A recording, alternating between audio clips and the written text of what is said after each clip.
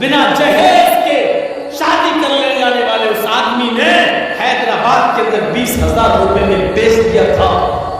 और वो लड़की दरिंदों का शिकार होकर पंखे पे लटक जाती है और फांसी के तख्ते पे लटकते हुए अपने बाप के नाम एक लेटर दे जाती है कि अब्बू, क्या मैं तुम्हारे ऊपर इतनी बोझल हो चुकी थी, इतनी भारी हो गई थी कि लड़के की हकीकत की तलाश नहीं की आपने, और जिसने बगैर जहेज के शादी करना चाहा आपने फट से उसको मेरा हाथ पकड़ा दिया और आपने उसके माँ बाप का पता भी नहीं लगाया। मैं लुट चुकी हूँ, मैं बर्बाद हो चुकी हूँ। अब मैं अपनी असली शक्ल आपको और अपनी माँ को और अपने भाइयों को नहीं दिखाना चाहती। हाँ, मेरी एक छोटी बहन जरूर है फातिमा, मैं उसको घर छोड़ कर आई हूँ। आए अब्बू जान, उसके लिए नसीहत करती हूँ आपको। ये जुमले सुनने के लायक हैं। उसने जो लेटर में लिखा था और वो लेटर आज भी कलकत्ता में सलीम के पास मौजूद है। उस लेटर के जुमले ये थे, मेरे अब्बू, वो छोटी मेरी बहन फातिमा नाम की मेरी बहन, अब्बू जान उसको छोड़ के आई हूँ। ऐसा ना हो कि उसको भी ये दिन देखना पड़े जो आज मुझे देखना पड़ रहा है। हैदराबाद की होटल में 20,000 रुपए में मैं नीलाम कर दी गई और दरिंदों ने मेरी इज्जत व आबरू को छलनी छलनी कर दिया।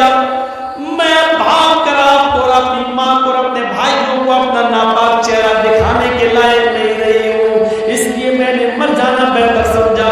हाँ अब्बू जान, मैं अपनी छोटी बहन फातिमा के लिए नसीहत कर रही हूँ।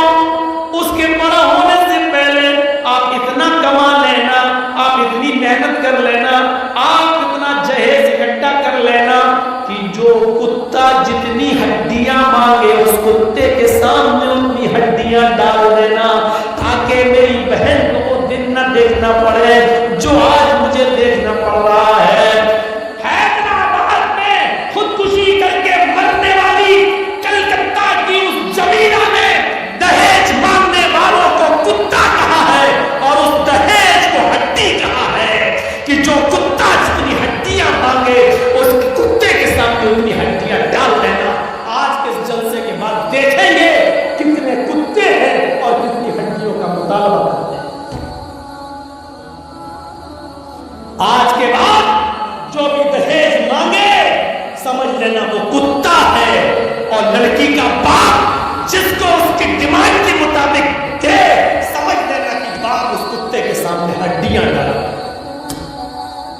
कह दिया मैंने जो कहना था, चाहे अमीर की बेटी हो, चौधरी की हो, सरमायाकार की हो, एमएलए की हो, एमपी की हो, कोई भी हो, ये मेरी कुर्सी है, ये मेरी अमानत है, मैं इसमें खयानत नहीं करना चाहता। जो सच्चाई थी वो मैंने बयान कर दिया है। मेरे भाइयों, मुआशरे में इसको कौन समझेगा, कौन इससे इबरत हासिल करेगा? मैं जानता हूं कि कुत्ता और हड्डी कहने के बाद भी जहेज रुकेगा नहीं। 20 साल से अब तक नहीं रुका तो अब क्या रुकेगा?